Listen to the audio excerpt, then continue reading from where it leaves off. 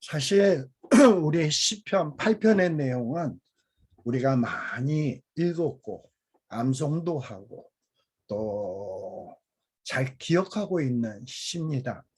그런데 저는 이제 성경 말씀을 가르치고 또 저도 오랫동안 신앙생활을 하면서 성경도 이렇게 계속해서 읽어오지 않습니까? 그러면서 요즘 들어서 제가 좀 생각하고 있는 것이 뭐냐 하면 아는 말씀이라 하더라도 심지어는 암송하는 말씀이라 하더라도 내가 한번 이걸 좀 꼼꼼히 따져봐야 되겠다. 내가 암송하고 깨달은 말씀이 제대로 깨닫고 있는 건지 여기에 무슨 더 큰 의미는 없는지 이거에 대해서 좀 생각을 하면서 말씀을 꼼꼼히 분석하고 분해해보고 그리고 아는 단어이지만 또 무슨 다른 뜻은 없는지 이런 것들을 한번 좀 더 자세하게 살펴봐야 되겠다라는 마음이 자꾸 마음속에 생겨요. 그러면서 아는 말씀도 자꾸 분석하고 따지다 보니까 정말 예전에 깨닫지 못했던 은혜 그리고 예전에 깨닫지 못했던 이런 깨달음 이런 것들이 있더라고요. 그래서 돌다리도 두드려 보면서 간다고 아는 거일수록 내가 여기서 뭔가 놓쳤던 것이 있었을 수 있다. 한번 다시 한번 확인하자. 그리고 다시 한번 다지자. 내가 아는 것들을 다지자 하는 마음으로 말씀을 그냥 꽉 붙들고 자세히 분석을 하다 보면 큰 은혜가 있는 것 같다라는 것을 제가 체험하고 있습니다. 그리고 여러분들도 그와 같은 체험이 있었으면 좋겠다라는 거예요. 사실 이런 말도 있잖아요. 설 익은 지식이 사람 잡는다고. 그래서 사실 물론 제가 지금 또 완벽하다는 것은 아닙니다. 제가 예전에 말씀드렸는지 모르지만 제가 박사과정을 공부할 때 제 지도 교수가 저한테 처음 만나서 한 말씀이 뭐냐면 너 나 믿지 마라. 나는 완벽한 사람이 아니다. 완벽한 것은 하나님밖에 없다. 그러니 어떤 사람도 믿지 마라. 라고 말씀했던 것이 기억이 나요. 그래서 암만 성경 박사고 신앙생활 오래 했다고 해서 그 사람이 얘기하는 것이 100% 진리냐? 아닙니다. 끊임없이 말씀 앞에서 겸손하게 그러나 끈기 있게 인내하면서 자꾸 파고들다 보면 자기가 그동안 잘못 깨달았던 것도 깨닫게 되고 새로운 깨달음도 있게 되고 더 깊은 은혜로 나아간다는 것을 여러분들이 기억하면서 말씀을 분석하고 또 분석하는 이러한 여러분들이 되시기를 바랍니다. 자, 우리 아까 시편 8편을 읽었습니다만 이번에는 이 시편 8편을 분석을 좀 해봤어요. 여러분들 여기 보면 A, B, C, X, B C A 뭐 이렇게 뭐 A, B, C 뭐 이런 것들이 왜 나오나 좀 이런 생각이 들죠. 제가 아까 시편 8편은 아름다운 이 언어의 실로 엮은 이런 시다라고 말씀을 드렸어요.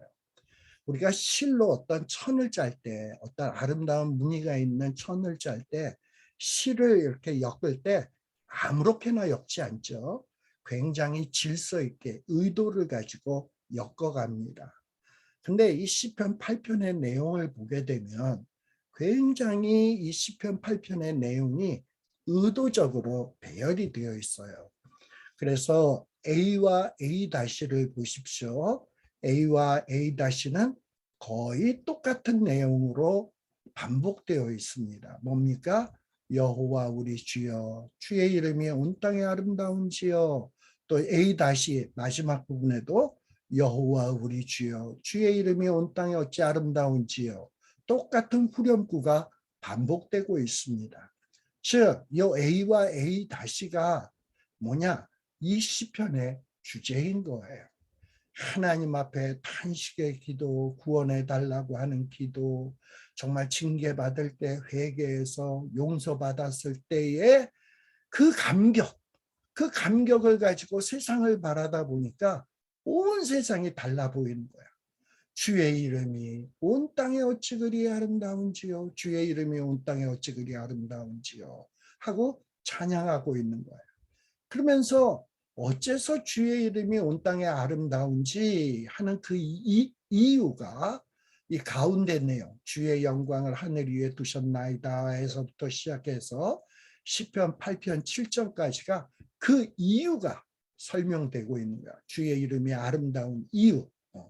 그래서 그 이유를 또 설명을 하는데 B와 B-가 서로 또 대칭을 이루고 있습니다. B와 B-가. 그리고 C와 C-가 또 대칭을 이루고 있습니다. 그리고 그 가운데 핵심에 X, 핵심적인 내용이 있어요. 즉, 이 주의 이름이 온 땅에 아름다운 그 이유는 뭐냐? 사람을 하나님이 생각하시고 인자를 권고하기 때문이다라는 내용인 거예요. 그리고 또 다른 이유는 뭐냐? 여기에 보면 하늘에 있는 해달 별들을 보니까 또 땅에서는 만물을 보다 보니까 그 만물을 사람들 발 아래 두시고 사람이 그 만물들을 다스리게 한 것을 보니까 주의 이름이 아름답다라는 거야. 이 보잘것없는 사람들을 어떻게 만물의 영장으로 만드시고 만물을 다스리게 하셨는지. 또는 C, 하늘에 있는 해와 달과 별들을 보니까 이 해와 달과 별들이 어떤 신이 아니라 경배의 대상이 아니라 하나님께서 사람에게 편리하도록 사람에게 도움이 되도록 하늘과 그리고 하늘에 해도 주시고 달도 주시고 별도 주셨다는 거야. 사람이 추울까봐 따뜻한 햇볕을 주시고 또 따뜻한 햇볕을 주셔야 식물도 자라서 식물을 내고 그래야 사람들이 먹고 살 수 있고 그리고 하늘의 달, 그 당시에는 전기가 없잖아요. 전기가 없다 보니까 어떤 불을 밝힐 수 있는 수단이 없어.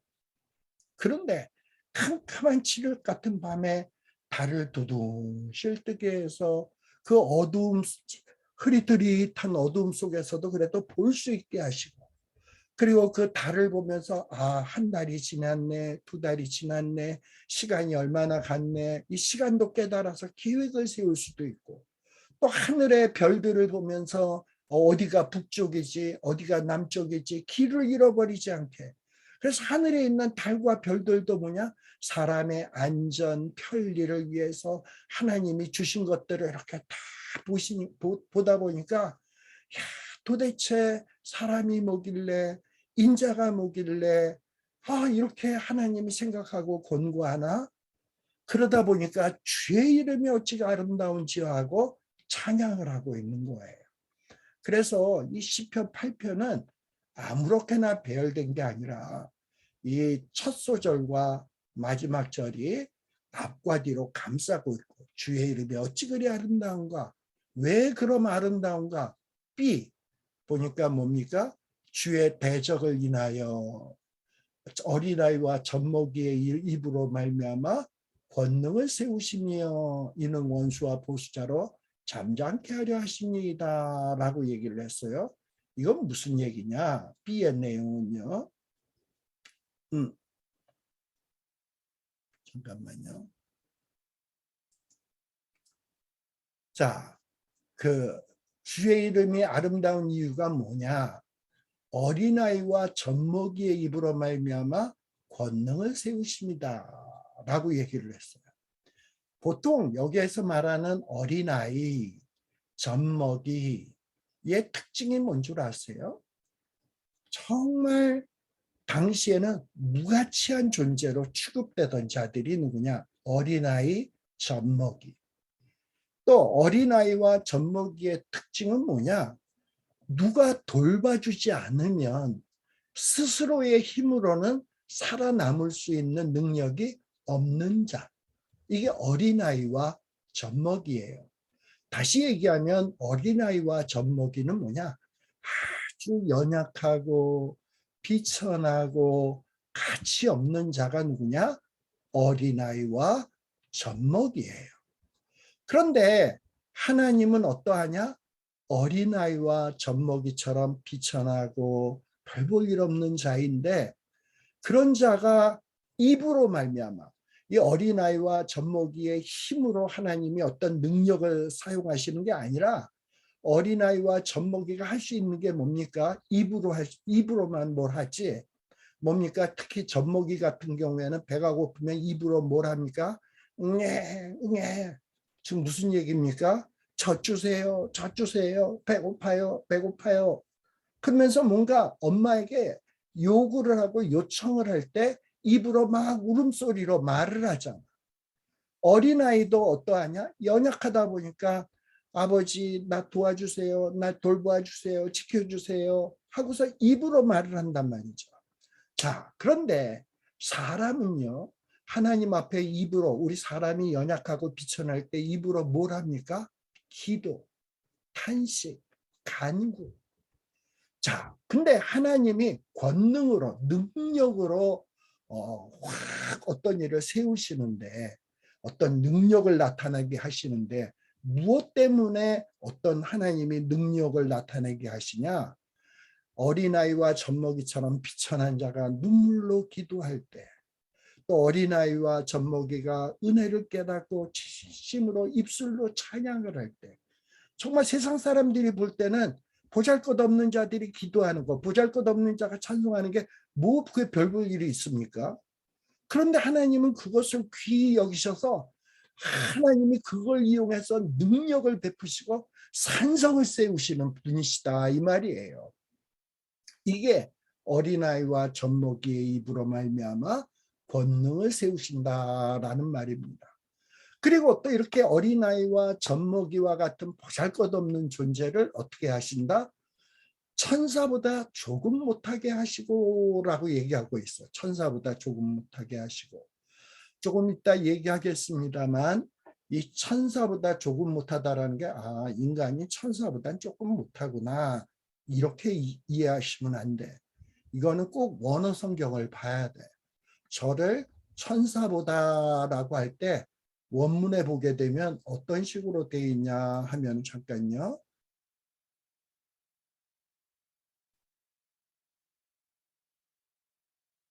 음,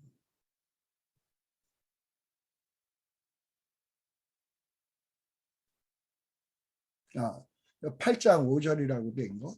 저를 천사보다라고 돼 있을 때, 이 천사보다라는 말이 히브리어로 뭐가 돼 있냐? 천사라는 말이 엘로힘으로 돼 있어요. 여러분들 뭐 그동안에 성경 공부 많이 하셨으니까 엘로힘이 뭡니까? 하나님, 하나님, 하나님이라는 얘기예요. 자, 그럼 다시 돌아가서 저를, 즉 어린아이와 젖먹이와 같은 자를 뭐보다 못하게 하셨다?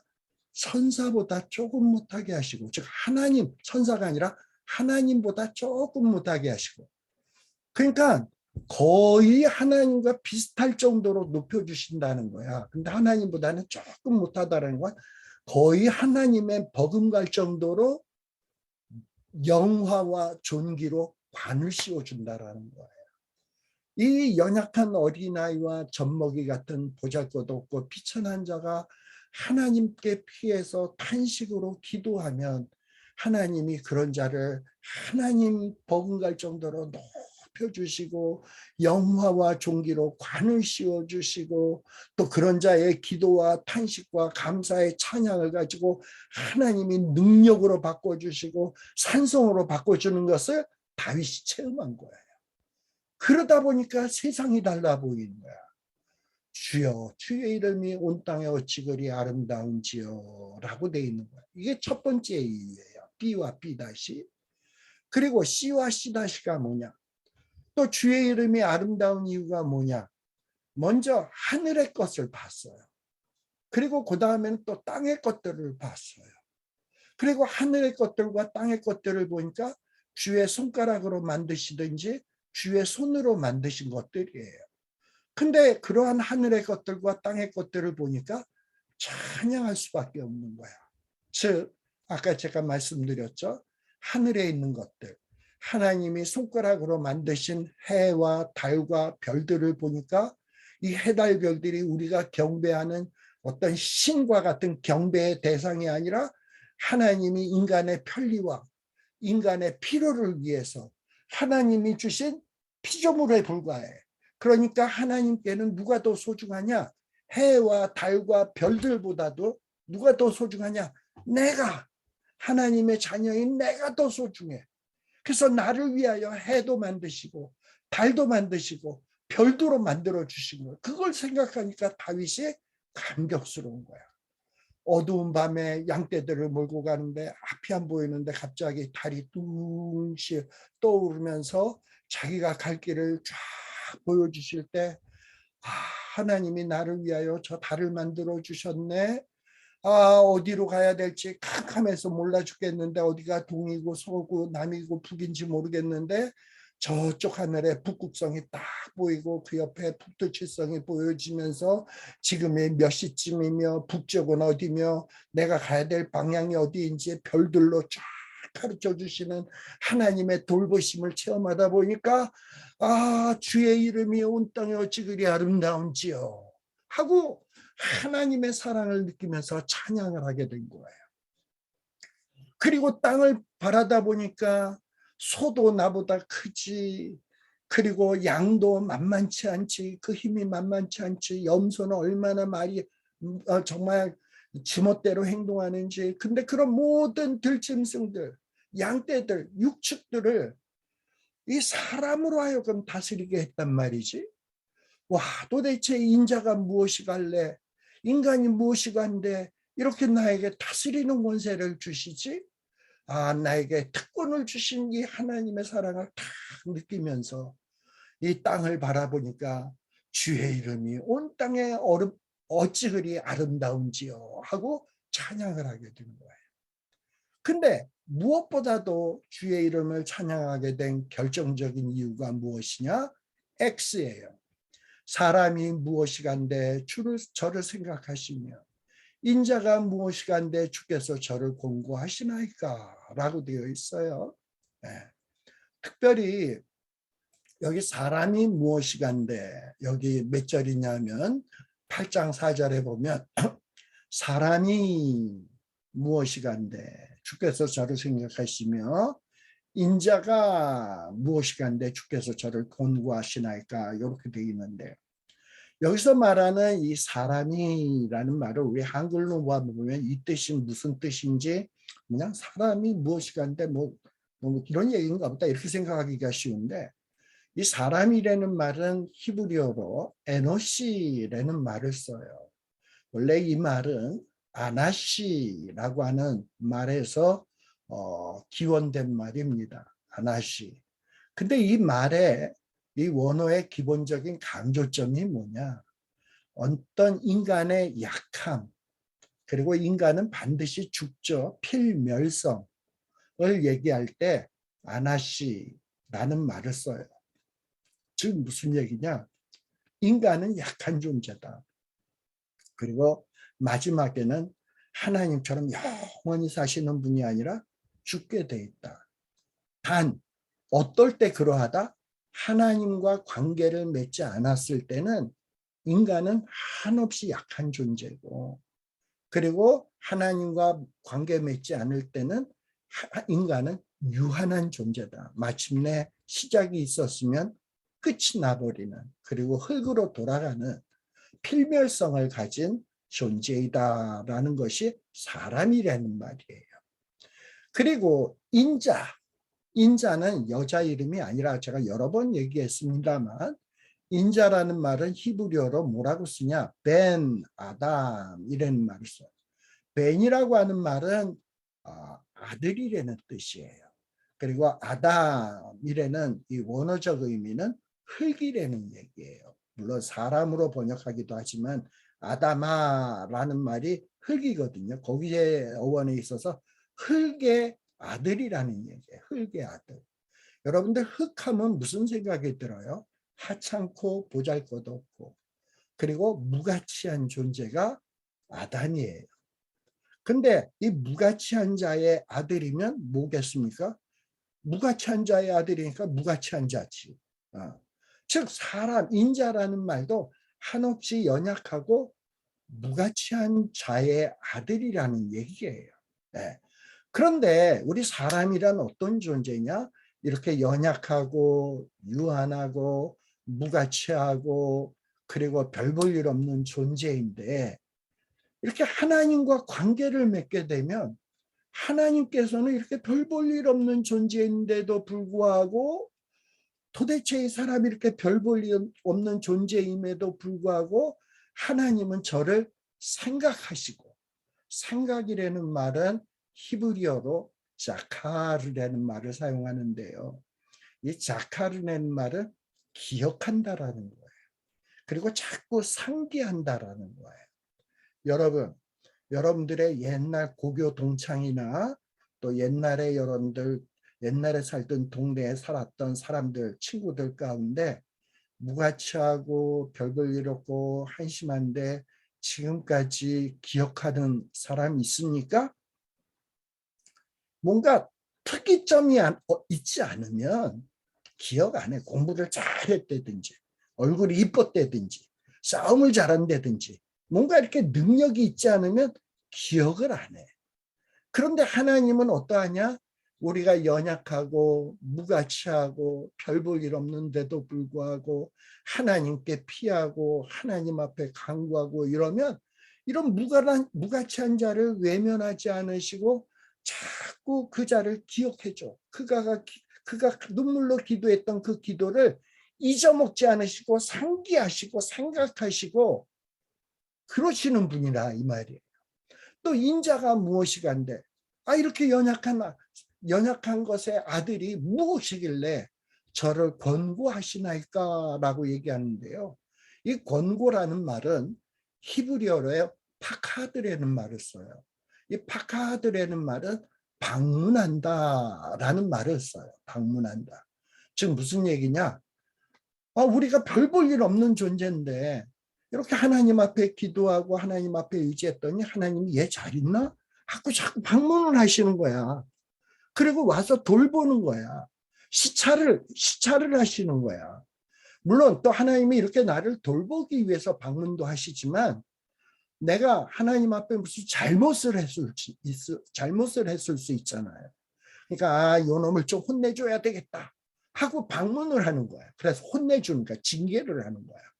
그래서 하나님이 징계하시는 이유도 뭐냐? 사랑하기 때문에 징계하는 거죠. 만일에 사람에게 징계가 없으면 저는 버린 자요 사생자라고 했잖아. 이렇게 하나님의 사람이 되어서 죽게 피하면, 우리가 설사 죄를 지어서 잘못을 범하면 하나님은 결국 우리를 내버려 두지 않는다니까. 우리를 방문하셔서 징계하신다니까. 그래서 회개할 수밖에 없도록 만드신다니까. 도대체 내가 뭐길래 하나님이 그렇게 관심을 기울여야 합니까? 다윗이 그것을 깨달은 거예요. 자기가 이새의 집에 천한 가문의 사람이고 목동이고 아무도 알아주지도 않는데, 심지어는 누구도 알아주지 않냐 하면 다윗의 아버지 이새도 사무엘 선지자가 와서 이 집안에 왕감이 있어요. 내가 기름 부어서 그를 왕으로 세워야 되겠는데 아들 한번 봅시다 그랬더니 마다드서부터 쫙 내보내고, 다윗은 코빼기도 내보내게 하지 않잖아. 근데 다 아니다 그러니까 사무엘이 혹시 다른 아들이 없어요? 그랬더니 있기는 한데 걔는 지금 저 들판에서 양치고 있는데 그까지 목동 다윗이 뭐라고. 근데 그렇게 해서 아버지도 알아주지 않았는데 하나님이 이 다윗에게 관심을 기울이고 계신단 말이죠. 다윗이 그것을 느낀 거예요. 다윗이 죄를 지어서 사울에게 쫓겨다니면서, 그리고 압살롬에게 쫓겨다니면서, 사울 때는 죄 짓지 않았지. 그런데 압살롬 때는 죄 지어서 쫓겨다니는 거지.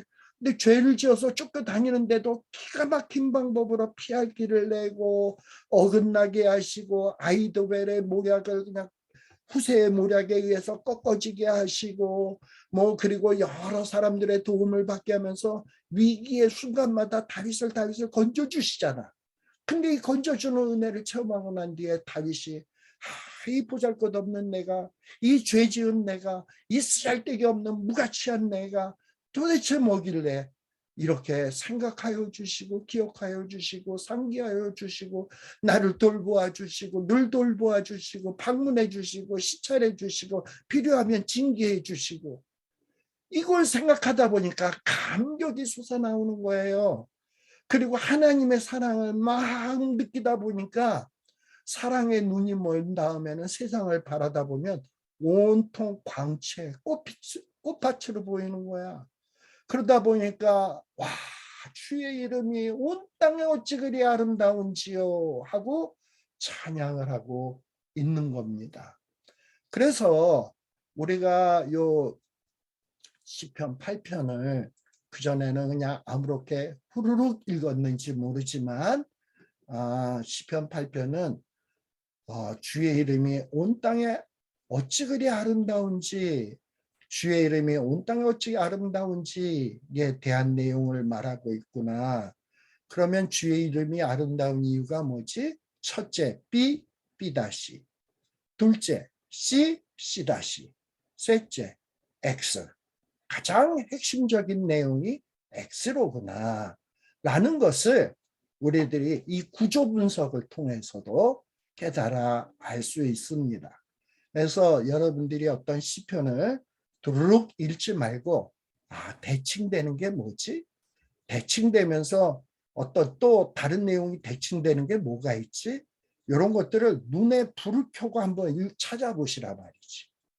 그리고 따져보시라 말이죠. 그래가지고 제가 지금 그렸던 것처럼 이렇게 대칭되는 거를 A와 A 다시, B와 B 다시, C와 C 다시, 그리고 핵심적인 내용 X로 묶어서 이렇게 도표를 만들다 보면 이것이 어떻게 아름다운 실로 엮여져서 주의 이름이 온 땅에 그리 아름다운지 하는 이유를 설명하고 있구나 라는 것을 여러분들이 한눈에 딱 볼 수 있고 그리고 그것을 볼 수 있을 뿐만 아니라 머리에 기억에 남고 그리고 기억에 남다 보면 기도 중에 이 다윗의 찬양의 기도가 나의 찬양의 기도가 돼서 불쑥 튀어나오게 된다 이 말이에요.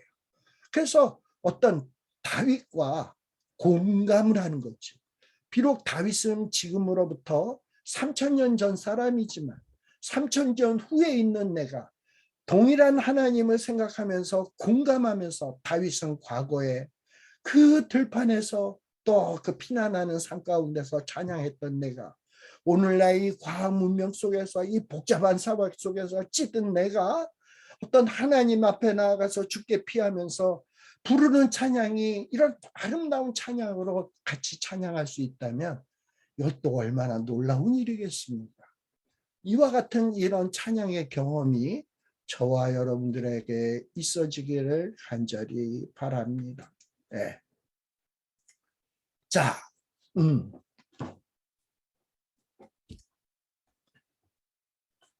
그리고 그 다음에 그래서 우리들이 요 시편의 내용을 다시 한번 이제 정리해서 한번 봅니다. 그래서 주의 이름이 온 땅에 어찌 아름다운지요. 주의 이름이 온 땅에 어찌 그리 아름다운지요. 그러면서 이제 그 내용을 보면 왜 아름답냐 그 이유를 설명하는 거예요. 주의 영광을 하늘 위에 두셨기 때문에 이게 무슨 얘기냐. 이 주의 영광이라는 말이 히브리어에서는 호드카라는 말을 써요. 호드카. 당신의 위엄, 당신의 영예 혹은 당신의 영광이라는 말이에요. 이 영광이라는 게 사실은 우리의 머리는 짐작이 안 돼. 그러나 위엄, 영예라고 하면 조금 짐작이 돼. 이 하나님의 위엄 또는 영예가 하늘 위에 두었다라는 것은 보통 사람들이요. 하늘은 고대 사람들은 하늘을 경배의 대상으로 생각을 했어. 그런데 하나님의 위엄과 영예는 어디 위에 있다? 우리가 흔히 사람들이 경배하는 하늘보다도 더 높은 데 있다. 즉 하나님은 이 하늘도 지배하시는 분이다라는 거예요. 주의 영광이 사람들이 경외하는 하늘도 지배하고 있다. 다윗이 관점이 바뀌다 보니까 그동안에는 불평, 원망, 그리고 세상에 대해서 절망의 시각으로 있었던 자가 주의 은혜와 구원을 체험하고 난 뒤에는 굉장히 긍정적인 시각으로 바뀌고 보다 보니까 와, 하나님의 영광의 위엄이 영예가 하늘보다도 더 높이 있어서 하늘도 지배하고 계시는구나 라는 게 보여진 거예요. 그리고 시편 8편 2절에 보게 되면 주의 대적, 여기서 주의 대적이 뭐냐, 오리지널로 해석을 하면 당신의 대적이에요. 당신의 대적. 여기서도 당신의 영광이에요. 근데 왜 주의라고 말을 번역을 했냐?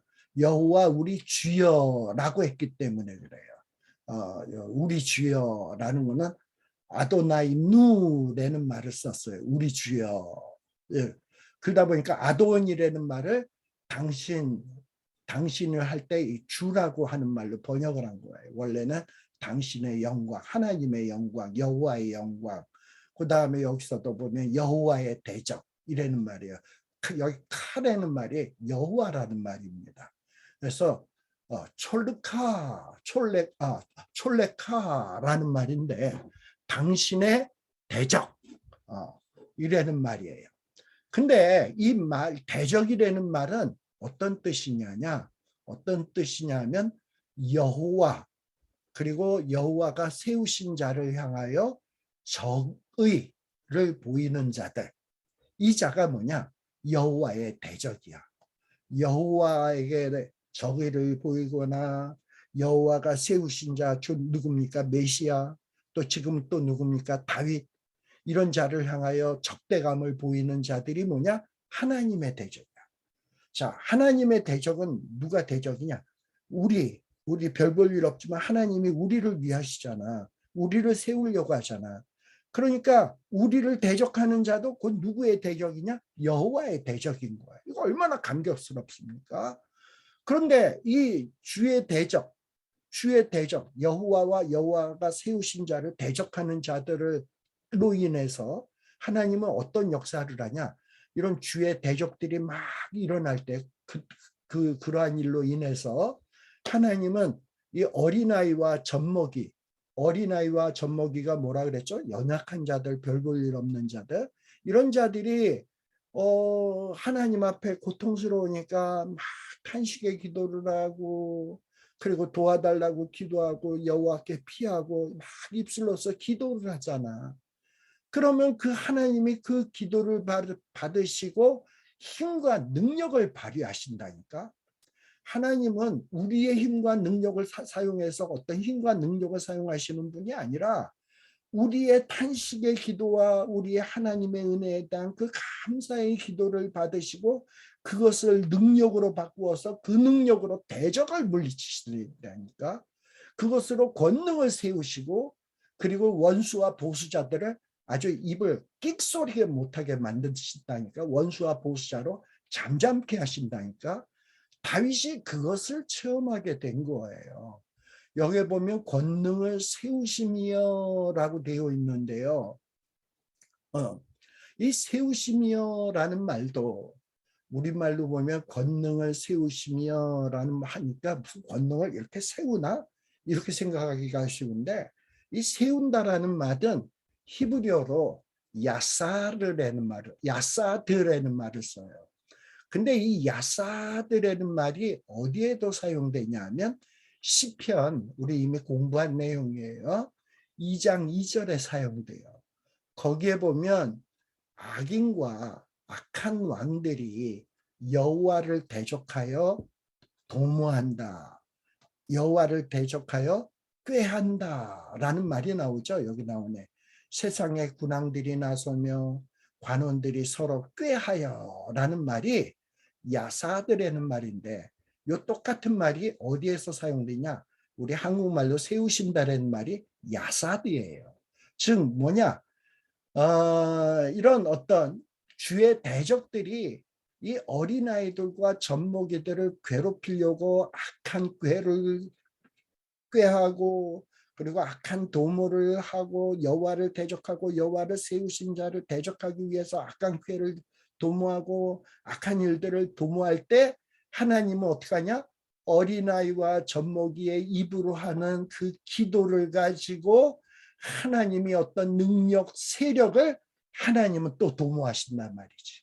악인은 악한 꾀를 도모하지만 연약한 자들을 무너뜨리고 하나님이 세우신 자를 무너뜨리고 하나님을 대적하는 일에 어떤 일들을 도모하고 꾀하지만 하나님은 연약한 자들의 기도와 그들의 감사의 기도를 가지고 그들을 악한 자들을 쳐부실 어떤 능력, 세력, 산성 같은 거를 하나님이 도모하셔가지고 결국은 어떻게 한다? 원수와 보수자의 입을 딱 다물게 한다 이 말이에요. 이런 걸 보니까 하나님의 이름을 찬양할 수밖에 없다라고 얘기하고 있는 거예요. 그리고 여러분, 하나님은 손이 있습니까? 하나님은 영이시죠? 우리처럼 육체를 가진 분이 아니에요. 그런데 하나님이 하늘에 창조하신 이 피조물들을 보니까 너무나도 질서정연하고 세밀해서 사람들이 어떤 물건을 만들 때 손수 만든 거는 세밀하고 정교하잖아. 그냥 기계로 푹 찍어내는 거하고 손으로 직접 만든 거하고는 차이가 나잖아. 그러니까 지금 다윗은 하늘에 있는 해달 별들을 보니까 저건 하나님이 손가락으로 정성스럽게 만든 거다라고 생각을 해가지고 하늘을 본 거야. 먼저 주의 손가락으로 만드신 주의 하늘과 주의 베풀어 두신 달과 별들을 쫙 본 거야. 어떻게 저렇게 하늘에 있는 별들이 규칙적으로 움직이고 달도 규칙적으로 움직이고 해도 기가 막히게 움직이고 기가 막히게 만들어졌는지. 근데 그것들이 다 뭐다? 내가 해달별들을 그거 기가 막히게 만들었고 내가 해달별들을 섬기라고 만들었냐? 아니다. 나를 보호하고 나를 지키고 나를 정말 나의 편리를 위해서 하나님이 해와 달과 별들을 만들었다라는 것을 보다 보니까 이 다윗이 감격하게 된 거죠. 여호와여 우리 주여 주의 이름이 온 땅에 어찌 그리 아름다운지요 라고 고백을 하고 있는 거예요. 네. 그리고 다윗이 이제 자기 자신을 봤어요. 자기는 어떤 존재이다? 사람이다. 자기는 어떤 존재이다? 인자다. 나는 어떤 존재다? 사람, 에노시다. 나는 연약하고 정말 유한하고 반드시 멸망할 존재인데 그런데 이런 나를 하나님이 도대체 뭐길래 나를 늘 기억하시고 나에 대해서 상기하시고 나를 정말 이렇게 돌보시는지 돌보고 시찰하시고 방문하시는지 도대체 내가 뭐길래 이렇게 연약한 젖먹이와 어린아이와 같은 존재인데 또 그뿐입니까? 이러한 나를 천사보다 천사 하늘에 있는 날아다니는 천사 아니라 그랬어요. 저를 하나님보다 조금 못하게 하시고 그야말로 하나님과 엇비슷하게 존귀한 존재로 만들어 주시고 정말 하나님만이 받을 수 있는 영화와 존귀로 나를 관을 씌우셨다. 그리고 이렇게 나를 존귀하게 만든 것이 어디서 드러나느냐?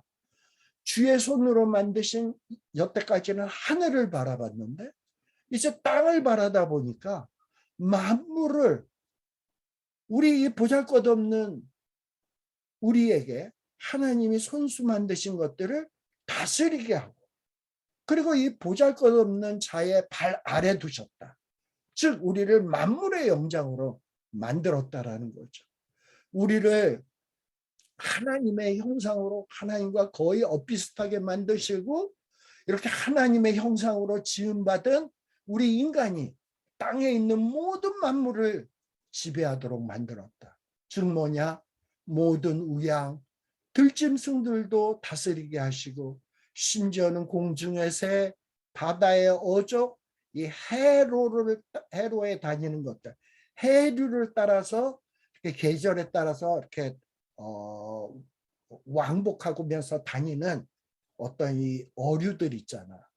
고래도 그렇죠. 고래도 저 북극해에 있다가 이 계절이 바뀌게 되면 저 남쪽으로 내려와서 샌디에고까지 왔다가 또다시 또 여름이 되게 되면 추운 바다 저쪽으로 해서 여름이 되게 되면 추운 바다 쪽으로 북극 쪽으로 올라갔다가 이 해로를 따라서 왔다 갔다 하는 이런 짐승들. 이런 것들도 다 누가 다스리게 했다? 우리 보잘것없는 인간 에노시, 벤 아담아, 벤 아담에게 다스리게 했다 이 말이죠. 이렇게 다윗이 어려울 때 하나님 앞에 기도하고 하나님 앞에 탄식하고 하나님 앞에 피하고 약속을 붙들고 기도하고 이러다 보니까 하나님이 기도 중에 말씀을 생각나게 하시고 또 영의 눈을 뜨게 해서 자연을 바라보면서 자연 속에 담겨있는 하나님의 영광을 바라보게 하시고 하나님의 오묘하신 돌보심의 손길을 바라보게 하시고 찬양하게 만드신 거예요. 저와 여러분들이 이런 은혜를 받을 수 있었으면 참 좋겠습니다.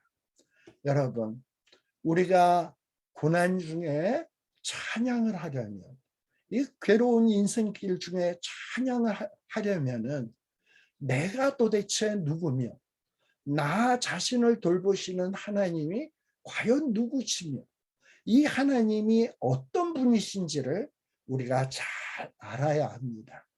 바로 이렇게 내가 누구며 나를 돌보신 하나님이 누구며 어떤 분이냐 하는 것을 아는 것이 이게 하나님의 사람의 정체성이에요. 하나님의 사람은 하나님이 어떤 분인지 알고 하나님의 관심의 대상인 내가 어떤 존재인지를 잘 아는 거야. 그런데 오늘날 이 20세기를 21세기를 살고 21세기를 살고 있는 우리는 이 세상의 이 그릇된 사고, 통조, 철학, 즉 어떤 거냐? 하나님의 존재, 하나님의 창조를 부정하는 어떤 이 진화론적 사고, 이 사고로 말미암아 우리 이 인간의 참다운 정체성에 혼돈을 겪고 있습니다. 참 안타까운 일이에요. 자, 이 진화론적 사고가 뭡니까? 이 진화론적 사고는 사람이 하나님의 손으로 손수 지은 피조물이라는 생각을 하지 아니하고 저 박테리아, 아메바 같은 데서 수천 년의 세월을 걸쳐서 수만 년의 세월을 걸쳐서 조금씩 변화돼 가지고 오늘에 이르렀다. 뭐 원숭이가 됐다가 오늘에 이르렀다 생각하는 것이 진화론적 사고방식 아닙니까? 즉 진화론적 사고방식에 의하면 인간은 하나님의 형상으로 하나님의 손에 의해서 손수 창조된 영혼을 가진 영물이 아니라 일종의 저 박테리아에서 진화된 고등동물에 불과한 것으로 생각한다 이 말이에요. 그러다 보니까 이런 생각이 어떤 진화론에만 머문 것이 아니라 이 다윈의 진화론적 사고방식이 모든 학문에도 이게 침투해가지고 모든 학문을 오염시켰어요. 심지어 심리학의 대가인 프로이드 같은 사람은 무슨 얘기를 하냐? 사람은 어떤 존재냐? 사람은 참으로 성적으로 억압된 존재다. 그래서 사람은 항상 성적으로 이렇게 억압을 당하고 있는데 참 인간이 되려면 어찌해야 되냐? 이런 성적인 억압으로부터 해방되어야 된다. 그런 인간이 참 인간이다. 라는 거예요. 이런 주장을 합니다. 여러분, 사람이요. 성적으로 자유다. 자유롭게 성적으로 막 타락하고 성적으로 막 문란해지게 되면 그게 사람입니까? 짐승입니까? 사람이 성적으로 해방되어야 된다 생각을 해가지고 꼭 뭐 성적인 일을 여자 남자만 하란 법이 있냐? 여자면 어떻고 남자면 어떻고 그룹으로 하면 어떻고 뭐 어떠냐 이러면서 성적으로 해방되어야 된다 하고 하는 꼬락서니까 어떻게 되어버렸습니까? 오늘날 이 세상에 인간이 짐승하고도 성적인 관계를 맺는다니까.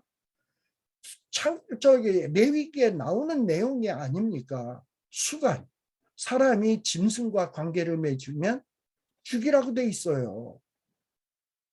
그게 애굽 땅의 풍속이었고 가나안 땅의 풍속이었고 오늘날의 풍속입니다. 여러분, 사람하고 짐승이 성적인 관계를 맺으면 누가 하자 그랬을까요? 짐승이 사람에게 와서 너가 나와 뭐 하자 이러고 얘기했을까요? 대부분 사람이 짐승을 강간했을 거예요. 그 강간 나가는 짐승은 무슨 생각을 할까? 에이, 짐승만도 못한 놈 할 것 아닙니까? 오늘날 세상이 이렇게 되어버렸어요. 왜 이러냐? 인간의 정체성을 잃어버렸기 때문에. 자, 근데 이렇게 심리학적으로만 이러냐? 경제적으로도 마찬가지예요. 이 유명한 마르크스. 이 마르크스는 유물론을 주장했죠. 영혼, 정신세계 그딴 거 없어. 세상은 물질이야. 소중한 거는 물질이야. 그리고 영혼, 정신세계, 사후세계 그딴 거 없어. 그리고 모든 것을 물질에다가 가치를 두고 그 가치를 공유하는 데에만 관심을 기울인 것이 마르크스예요. 여러분, 그래서 이 공산주의 사회가 정말 복된 사회가 되었습니까? 행복한 사회가 되었습니까? 다 이렇게 정말 세상이 망가지고 공산주의자처럼 인간을 물질에 노예화시키는 이런 풍조로 만든 이 모든 것들이 어떻게 비롯된 거냐? 인간의 정체성이 망가졌을 때 이러한 현상이 발생된 겁니다. 그렇다면 사람이 뭡니까? 사람은 과연 어떤 존재입니까? 사람은 인간을 창조하신 그리고 돌보시는 하나님과 인간은 도대체 어떤 관계입니까? 우리가 이거를 잘 알아야 우리의 정체성을 회복할 수 있고 우리의 어떤 이 삶이 달라질 수 있다라는 얘기입니다. 바로 이것을 가르쳐주는 시편이 뭐냐? 이 시편 8편인 거예요. 시편 8편은 다윗의 시입니다만 다윗이 자기가 고난을 당해보고 그리고 하나님 앞에 피해도 보고 탄식도 해보고 또 그러는 가운데 은혜도 체험해보고 하나님이 기쁘신 하나님이 주신 그 기쁨을 체험도 해보고 또 그로 인해서 영적인 시야가 띄어서 세상을 달리 보기도 하면서 깨달은 성경적 신관, 성경적 인간관이 명확히 제시되는 시편이 바로 이 시편 8편입니다. 이 시편 8편은 그래서 인간의 정체성이 분명히 제시되고 있어요. 여러분, 이 시편 8편이 이야기하고 있는 하나님은 어떤 분이시다? 하늘의 그 놀라운 존재도 하나님은 하나님의 영광으로 지배하시는 분. 또 땅에서는 어떻습니까? 비록 연약하고 별 볼 일 없는 에노시, 벤 아담, 이런 별 볼 일 없는 존재들이지만 이런 자들이 하나님에게 피할 때, 하나님께 기도와 찬양으로 나아갈 때 하나님은 그들을 외면하지 않으시고 별 볼 일 없다고 야 너 저리 가 이러지 않냐시고 그들에게 그들의 그 기도와 그들의 그 탄식을 가지고 그걸 가지고 능력을 세우시고 권능을 세우시고 그리하여서 하나님을 대적하고 하나님을 세우신 자를 배척하는 자들을 끽소리 못하게 만드시는 분. 이분이 하나님이라 말이죠. 비록 그들이 왕들이고 세상의 권력자들이고 왕들이고 능력자들이고 관원이라 할지라도 또 그들이 서로 꾀해서 연합을 해서 하나님을 대적한다 할지라도 하나님이 그 연약한 자들의 기도를 들어서 능력으로 그들을 물리치신다 이 말입니다. 도대체 연약한 이 사람이 무엇이간데 이러실까? 하늘을 보니까 어때요? 하나님이 해, 달, 별들을 사람을 돌보시는데 필요한 존재로 만들어 주셨어요. 그리고 하나님이 이 별 볼 일 없는 존재들을 기억하여 주시고 돌보고 계셔요. 그리고 이렇게 연약하고 미미한 존재이지만 하나님과 관계를 맺을 때 우리를 영광스러운 존재로 만들어 주셨어요. 우리 별 볼 일 없는 우리를 하나님보다도 조금 못하게 하시고 천사도 흠모할 만한 영광스러운 존재로 만들어 주시고 우리에게 하나님의 영광과 존귀로 관을 씌우셨어요. 그리고 하나님이 하실 사역인 세상을 다스리는 권세를 우리에게 주시고 세상에 있는 모든 들짐승들, 우양들, 바다에 있는 것들도 다 우리에게 맡기시고 하나님 대신 통치하는 권세를 우리에게 주셨다. 여러분 이런 생각을 하면서 야 나는 특별한 존재구나. 나는 여태까지 별 볼 일 없는 존재라고 생각했는데 하나님이 나를 이렇게 기억하시고 이렇게 돌보시고 나를 이렇게 영화롭게 하시는구나. 내가 한 거라고는 하나님 앞에 탄식하고 눈물로 기도한 것밖에 없는데 이런 나의 작은 신음소리를 들어서 능력으로 사용하여 주시고 이렇게 엄청난 존재로 만들어 주시다니 이런 감격을 해보셨습니까? 이런 감격을 할 때, 이런 올바른 정체성이 있을 때, 그리고 영광의 하나님이 인간에게 주신 우리에게 주신 그 특권을 올바로 인식할 때 우리도 다윗처럼 이 땅을 바라보면서 뭐라고 찬양할 수 있냐? 여호와 우리 주여 주의 이름이 온 땅에 어찌 그리 아름다운지요 라고 찬양할 수 있습니다. 비록 우리의 앞과 뒤에 과거와 미래에 고난이 있다 할지라도 이 영의 눈이 띄어지게 되면 우리는 그 어두움 속에서도 해와 달들을 보면서 하늘에 있는 별들을 보면서 작은 꽃잎 속에 있는 하나님의 영광을 바라보면서도 주의 이름이 온 땅에 어찌 아름다운지요라고 찬양할 수 있는 겁니다. 저와 여러분들이 이런 찬양을 할 수 있기를 간절히 소원합니다.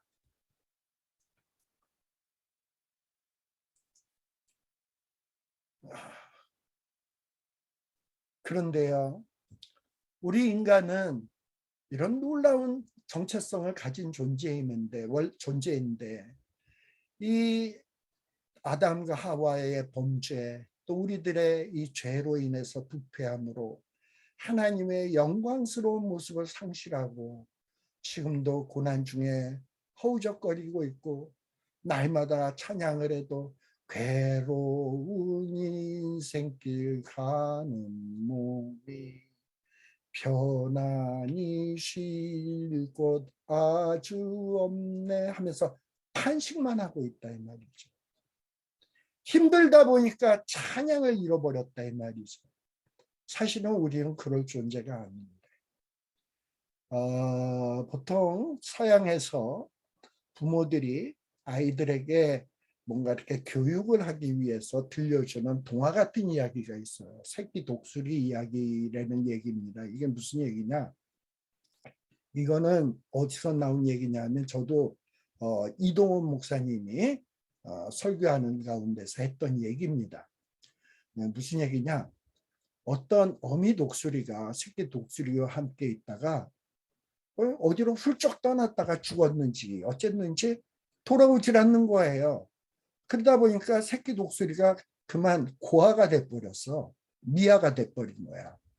근데 이제 지나가는 사람이 웬 독수리인데 독수리 새끼인데 얘가 어미 없이 혼자서 낑낑매고 쩔쩔매고 있는 것을 보고 야 이거 안 되겠다. 요 독수리를 내가 데려다가 키워야 되겠다 라고 생각을 하고서는 그 애기 독수리를 가져다가 집안에 있는 닭 우리 안에 병아리들 모아놓은 곳에다가 그 독수리 새끼를 놓은 거예요. 근데 그때부터 이 독수리 새끼가 병아리들하고 살면서 내가 좀 쟤네들하고 좀 다르게 생겼지만 나도 병아리인가 보다. 그러면서 병아리들이 하는 것을 보고 따라하고 병아리들이 먹는 거 같이 먹고 병아리처럼 삐약삐약 하니까는 자기도 삐약삐약 하면서 지내면서 이 독수리 새끼는 자기도 병아리다. 나는 좀 별난 병아리다. 조금 병아리들한테 왕따 당하는 병아리다. 이러고 생각을 하면서 자라나고 있었대요. 그런데 어느 날 이 하늘을 탁 쳐다보는데 독수리가 날개를 펴고서는 휘휘 하고 멋있게 날아다니는 걸 본 거예요. 근데 이 병아리들이 다 하늘을 바라보면서 병아리 새끼들이 자기 친구 병아리 새끼들이 부러워서 하늘을 쫙 쳐다보는데 이 독수리 새끼도 자기가 병아리인 줄 아니까 하늘을 쳐다보면서 야, 저 독수리는 참 멋있게 난다. 이렇게 생각하면서 병아리 새끼들한테 물어봤대요. 야, 저 새는 도대체 어떤 새인데 저렇게 높은 하늘을, 저 파란 창공을 저렇게 아름답게 날아다닐 수가 있냐? 그랬더니 저건 독수리야. 독수리니까 저렇게 나는 거지. 우리 병아리들은, 닭들은 저렇게 날 수가 없어. 우리는 주제 파악을 해야 돼. 라고 얘기를 하는 거예요. 그러다 보니까 이 독수리 새끼는 나는 병아리니까 저렇게 날 수는 없겠구나. 그래서 그렇게 살았대요. 그렇게 살다가 이 독수리 새끼는 병아리 새끼들 사이에 있다가 그 다음에 조금 커서도 날지도 못하고 그렇게 살다가 뒤졌대요. 참 허무맹랑한 이야기 같죠? 근데 이게 오늘날 우리의 이야기라는 거예요. 우리는 어떻게 보면 에노시, 벤아담, 하잘것없는 존재고 별 볼 일 없는 존재고 미천한 존재입니다. 그러나 우리가 하나님하고 연결되어질 때, 즉 연결이라고 하는 것은 뭐냐? 내가 하나님께 피하고 하나님을 의지하고 하나님의 약속을 붙들고 하나님 앞에 나아가서 탄원하고 탄식하고 기도할 때, 이렇게 하나님하고 연결되어질 때 우리는 어마어마한 가치가 있는 존재가 되어버리는 거예요. 하나님은 인간을 흙으로 창조하셨어요. 흙, 그 자체는 무가치한 존재고 별 볼 일 없는 존재입니다. 그런데 하나님이 흙을 빚어서 거기에다가 생기를 불어넣어서 하나님과 흙 사이에 어떤 연관성을 있게 만들다 보니까 그 흙으로 만들어진 인간이 만물의 영장이 되어지지 않았습니까? 이같이 별 볼 일 없는, 하나님이 없다면 우리는 연약하고 별 볼 일 없고 무가치하고 유한하고 필멸할 존재이나, 하나님께 의지하고 하나님 앞에 피하면 하나님은 우리의 신음소리에도 전혀 외면하지 않으시고 기억하시고 상기하시고, 그리고 나를 돌보시고 시찰하시고, 그리고 천사보다 하나님보다 조금 못한 영광스러운 존재로 만드시고 내 머리와 영화와 종기로 관시우시고, 천하 하나님이 만드신 만물을 내 발 아래 무릎 꿇게 하시고, 그리고 그뿐만 아니라 나를 그것을 다스릴 수 있는 권세를 주신다니까. 이런 놀라운 우리가 존재가 되어지는 거예요. 그러니 우리가 이렇게 이런 인간성을 회복하면 정말 우리가 이렇게 세상을 보는 눈이 달라지게 되는데, 그러면 우리가 어떻게 참된 인간성을 회복할 수 있을까? 우리의 죄의 문제, 고난의 문제를 극복하고 회복할 수 있을까? 회복하려면 과연 무엇을 어떻게 해야 되나? 성경은 이렇게 이야기합니다. 히브리서 12장 2절에 보게 되면 우리가 온전하고 회복해지려면 어떻게 해야 된다? 믿음의 주여 온전케 하시는 이인 예수를 바라보자. 저는 그 앞에 있는 즐거움을 위하여 십자가를 참으사 부끄러움을 개의치 아니하시더니 하나님 우편 보좌에 앉으셨느니라. 우리가 온전해지기 위해서 누굴 바라봐야 된다? 믿음의 주여 온전케 하시는 예수를 바라봐야 된다 그랬어요. 시편에서는 주께 피하는 자가 복이 있다. 주를 의지하는 자가 복이 있다라고 이야기를 합니다. 바로 이것이 우리가 예수를 바라보는 거예요. 주님을 바라보면서, 맞아요, 주님. 내가 내 능력으로는 죄를 해결할 길이 없어요.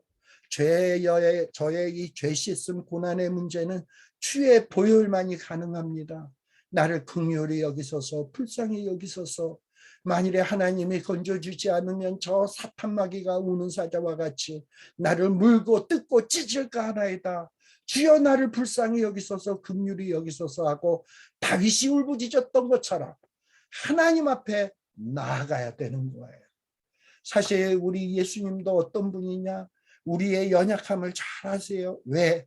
예수님도 우리의 연약함을 몸소 입으신 분이십니다. 우리의 연약함을 입으시고 참 인간이 되어주셨어요. 그리고 우리 인간이 당한 고난을 받으셨어요. 어쩌면 인간이 당한 고난보다도 더 심한 고난을 받으셨습니다. 십자가를 지셨습니다. 정말 하나님과 동등되신 분이 멸시와 천대를 받으셨습니다. 찬양받기에도 합당하신 그분이 멸시와 천대를 받으셨습니다. 그럼에도 불구하고 우리 주님은 그 어려운 중에도 철저히 하나님의 말씀에 순종했고 하나님을 의지했어요. 그래서 마지막 죽는 순간에도 하나님이여 내 영혼을 주께 의탁하나이다 하면서 모든 것을 하나님 앞에 맡기셨습니다. 그리고 주님의 인생은 다 하나님의 뜻대로 사는 삶이었어요. 그래서 마지막에 승리의 고백을 합니다. 다 이루었다. 그로 인해서 우리의 죄의 문제가 해결되었고 우리의 고난의 문제가 해결된 것이에요. 그래서 우리가 이제 할 수 있는 방법은 주께 피하기만 하면 돼. 주님께 나아가기만 하면 돼. 주님 앞에 긍휼을 구하면 돼. 그러면 우리 하나님께서 우리를 의롭다 여겨주시고 구원해 주시고 그리고 우리를 영화로 관시어 주실 것입니다. 우리 하나님은 인간의 몸을 입으시고 고난당하신 예수님을 버리지 않으시고 예수님도 기억하시고 돌보시어서 마침내 예수님을 부활시키시고 만물을 그 발 아래 무릎 꿇게 하셨습니다. 그리고 이 예수님을 우리 인간들의 모범의 삶의 견본으로 세우셨습니다. 따라서 우리는 하나님을 또 하나님이 세우신 그리스도를 바라보면서 주님을 의지하고 주님의 삶을 본받아서 살아야 합니다. 그리할 때 하나님이 우리를 회복시켜 주시는 거예요. 제가 앞서 얘기했지만 시편 8편은 시편 2장 6절에서 10절에서 인용한다 그랬죠. 시편 2편 6절에서 10절의 내용을 한번 봅시다. 오직 누가 어디 증거하여 가로되 사람이 무엇이간데 나오죠. 시편 2장 6절에 보면 오직 누가 어디 증거하여 가로되 지금 무슨 얘기냐. 어떤 자가 증거하여 말하기를 사람이 지금 시편 8편을 인용하는 거예요. 사람이 무엇이간데 주께서 저를 생각하시며 인자가 무엇이간데 주께서 저를 공고하시나이까. 저를 잠깐 동안 천사보다 못하게 하시며 영광과 존귀로 관시우시며 만물을 그 발 아래 복종케 하셨느니라 하였으니 라고 되어 있는 게 시편 8편의 인용이에요. 그리고 만물로 저에게 복종케 하셨은즉 복종치 않은 것이 하나도 없으나 지금 우리가 만물이 아직 저에게 복종한 것을 보지 못하고 이러면서 조금 시편 8편하고 다른 얘기가 나오는데 이 히브리서는 시편 8편을 누구에게 적용하고 있는 거냐? 다윗의 자손인 예수 그리스도에게 적용하고 있는 거예요. 예수님이 이 땅 위에서 사시면서 자기를 표현할 때 인자라고 했던 거 기억하시죠? 우리 아까 시편에서 인자가 무엇이간데 사람이 무엇이간데 했죠? 그 인자랑 똑같은 말이에요. 예수님은 자기를 뭐라고 얘기했냐? 나는 인자다, 인자. 벤 아담. 흙에서 온 아들이다. 왜? 예수님이 육신을 입었습니다. 즉 예수님도 육신을 입어서 연약하고 보잘것없고 무가치한 이런 존재입니다만 예수님이 존귀하신 이유는 뭐냐? 하나님의 아들이고요. 하나님과 관계 맺고 있고요. 하나님이 돌보시는 자였기 때문에 예수님은 존귀하신 분이에요. 만일에 예수님이 하나님과 관계가 없다면 예수님도 우리와 똑같이 별 볼 일 없는 자가 되는 겁니다. 그런데 우리 예수님도 정말 연약한 사람이고 연약한 존재인데도 불구하고 하나님은 예수님은 늘 생각하시고 기억하시고 관심을 두셨어요. 그리고 예수님과 늘 함께 하시고 돌보시고 그리고 예수님에 대해서 일일이 간섭하셨습니다. 그러면서 예수님의 그 고난의 삶 속에서도 예수님에게 힘을 주시고 그 고난의 길을 비아돌로로사 그 고난의 길을 갈 수 있는 그 힘을 주셨어요. 그러나 예수님은 우리의 죄 문제를 해결하기 위해서 잠깐 동안 천사보다 못한 하나님보다도 원래 하나님과 동등되신 분인데 천사보다 못한 존재가 됐고 그리고 인간으로서 순종의 삶을 사셨지만 하나님은 예수님을 어떻게 했습니까? 마침내 영광과 존귀로 관시우시며 만물을 그 발 아래 복종케 만드셨습니다. 그리고 만물로 저에게 복종케 하셨은즉 복종치 않은 것이 하나도 없으니, 그러니까 예수님 앞에 복종치 않는 것이 하나도 없어요. 네.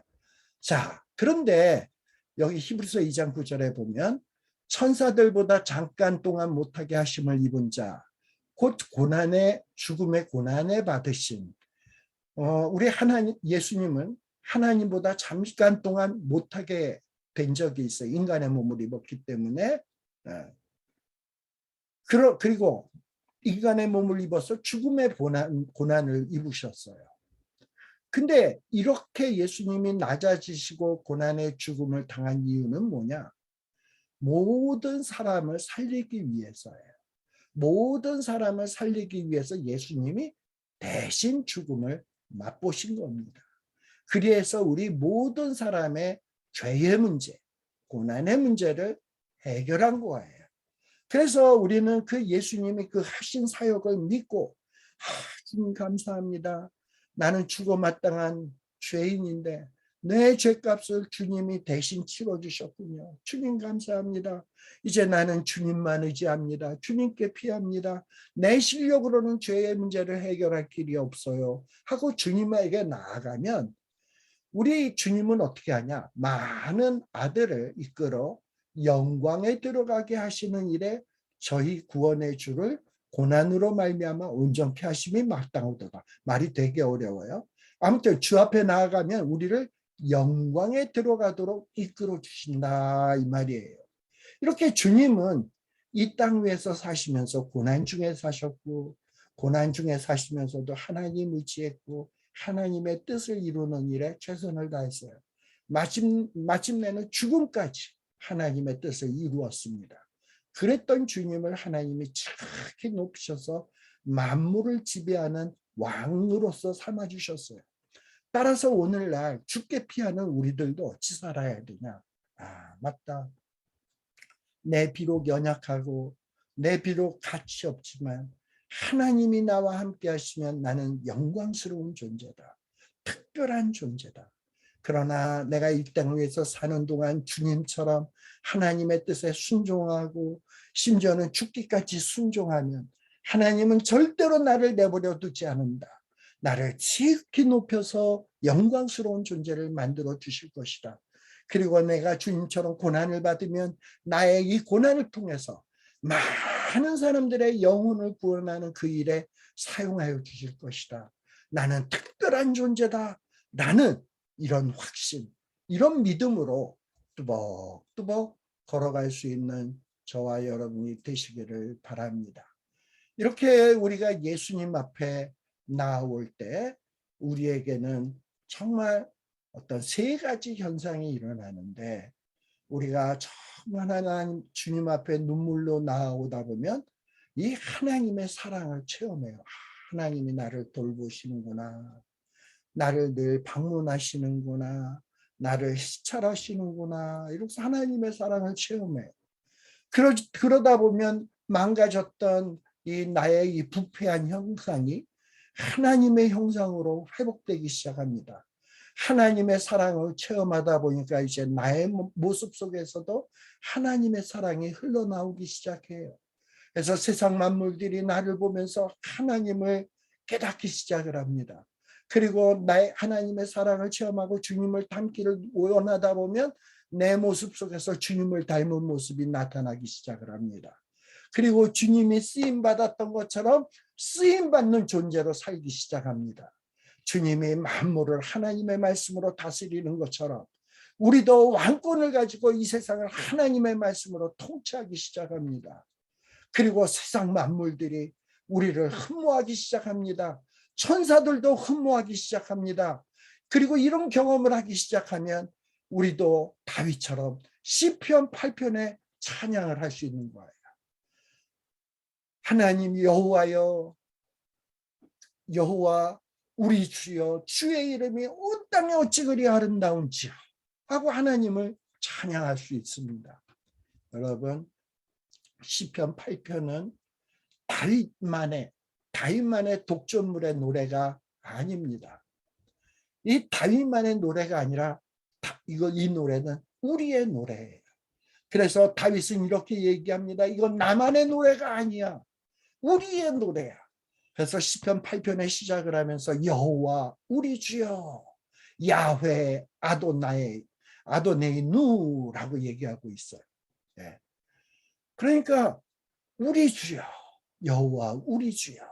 그러니까 다윗, 또 다윗의 말씀을 읽는 나와 여러분, 또 다윗 시절에 다윗 옆에 있었던 신하들, 다윗의 아들들, 같은 은혜를 체험하면서 같이 여호와 우리 주여 하고선 하나님의 이름을 찬양하고 있는 거예요. 그런데 이 찬양이 누구도 이런 찬양을 했냐? 약속을 지키신 여호와의 은혜를 체험한 자들이 있어요.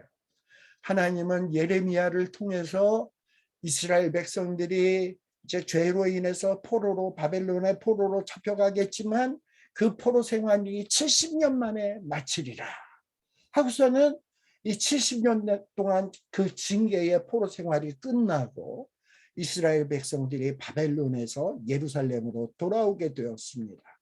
그리고 돌아와서 그들의 성전으로 올라가면서 그들은 감격에 눈물로 부르는 찬양이 뭐냐? 시편 121편의 찬양이에요. 즉 포로에서 귀환해서 성전으로 돌아가는 자들은 여호와 약속의 하나님이 우리를 70년 만에 포로에서 마치게 해주신다고 했는데 진짜 70년 만에 맞춰서 포로 생활을 마치고 이렇게 성전에 돌아오게 하셨구나. 하나님이 약속대로 우리를 구원해 주셨구나. 성전으로 돌아오게 해주셨구나. 이러면서 돌아오면서 하나님을 찬양한 노래가 시편 121편의 노래입니다. 그래서 시편 121편의 노래의 표절을 보게 되면 성전에 올라가는 노래다. 포로에서 돌아와서 예루살렘으로 돌아와서 예루살렘 성전을 완공하고 성전에 올라가면서 눈물로 불렀던 노래예요.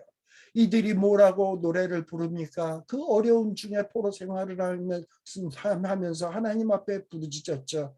내가 산을 향하여 눈을 들리라. 나의 도움이 어디서 올고 하고 하나님 앞에 나아가서 내 도움이 어디서 와야 됩니까? 이랬을 때 그들은 기도 중에 뭘 체험했냐?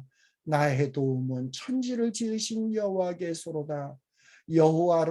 여호와께서 너로 실족치 않게 하시며 너를 지키시는 자가 졸지 아니하시리로다. 이스라엘을 지키시는 자는 졸지도 아니하시고 주무시지도 아니하시리로다. 비록 고난 중이라도 하나님은 해와 달들과 별들을 통해서 우리를 실족지 않게 하시며 지키시는 자가 졸지 않으십니다. 주무시지도 않습니다. 심지어는 해, 달, 별이 어떻게 하냐? 여호와는 너를 지키시는 자라. 여호와께서 내 우편에 내 그늘이 되시나니 필요하면 구름 기둥으로 그늘이 되어 주시고 낮에 해가 너무 쨍쨍째서 우리를 상치 아니하도록 하고 밤의 달도 우리를 해치 아니하도록 불빛을 비춰서 환하게 비춰주신다 이 말이에요. 여호와께서 너를 지켜 모든 환난을 명쾌하시며 또 내 영혼을 지키시리로다. 여호와께서 너의 출입을 지금부터 영원히 지키시리로다. 이렇게 주님을 바라보며 죽게 피하는 자들은 이렇게 하나님의 돌보심, 하나님의 은혜를 체험했어요. 그래서 여호와 우리 주여 주의 이름이 온 땅에 어찌 그리 아름다운지요라고 찬양하고 있는 겁니다. 저는 이러한 찬양이 저와 여러분들의 찬양이 되어지기를 간절히 소원합니다. 기도하겠습니다. 하나님 아버지 감사합니다. 정말 저희에게 이 다윗의 아름다운 찬양을 가르쳐 주시고 우리가 앞으로 어떤 찬양을 하며 그 찬양을 통해서 우리 하나님이 우리에게 얼마나 대단하신 분이며 얼마나 우리를 사랑하시며 얼마나 큰 특권을 주신 분인지를 깨닫게 하여 주시고 또 우리가 얼마나 이 땅 위에서 특권을 받은 존재인지 깨우쳐 주시니 감사합니다. 이제 우리의 영혼의 눈을 떠서 이 세상을 바라보게 하시고 이 세상에 깃든 자연 만물에 깃든 하늘에 깃든 땅에 깃들은 이 하나님의 영광을 보게 하시고 오묘한 솜씨를 보게 하시면서 다윗이 불렀던 그 찬양을 여호와 우리 하나님이여 주의 이름이 온 땅에 어찌 그리 아름다운지요 하면서 다윗이 불렀던 찬양이 나의 찬양이 되게 하게 하여 주시옵소서. 내가 만민 중에서 주께 찬양하는 하는 이런 시편의 찬양들이 나의 입술에 찬양이 되게 하여 주시옵소서. 정말 이 세상이 망가져가고 있습니다. 우리도 우리의 받은 바 은혜를 나만 소유하지 말게 하여 주시고 이제 범죄한 자를 가르쳐서 그들을 구원으로 이끌게 하게 하여 주시고 그들을 같은 하나님 우리가 받았던 같은 하나님의 은혜를 체험케 하게 하시고 그리고 그들과 함께 우리가 같이 힘을 합하여 이런 아름다운 찬양을 부를 수 있는 정말 하나님이 주신 왕 같은 복음 전파자의 사명을 감당하는 그리고 이 땅을 하나님의 말씀으로 다스리는 귀한 하나님의 동역자들, 하나님의 형상으로 지음받은 자들, 하나님을 드러내는 자들이 되게 하여 주시옵소서. 예수님 이름으로 간절히 기도드리옵나이다. 아멘. 이상으로서 오늘 성경 공부를 마치도록 하겠습니다. 수고 많으셨습니다. 안녕히 계세요.